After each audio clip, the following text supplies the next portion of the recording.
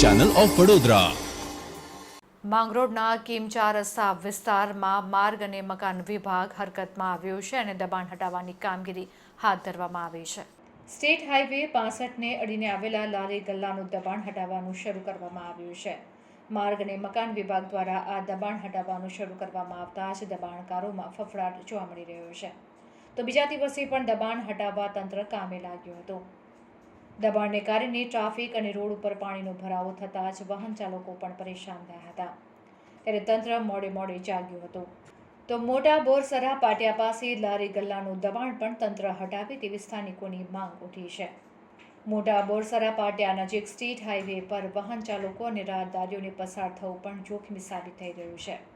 અહીં શાકભાજીવાળા તેમજ લારી ગલ્લાવાળાના દબાણ મોટા અકસ્માતને નોતરશે, ત્યારે માર્ગ અને મકાન વિભાગ સત્વરે જાગે તે જરૂરી છે.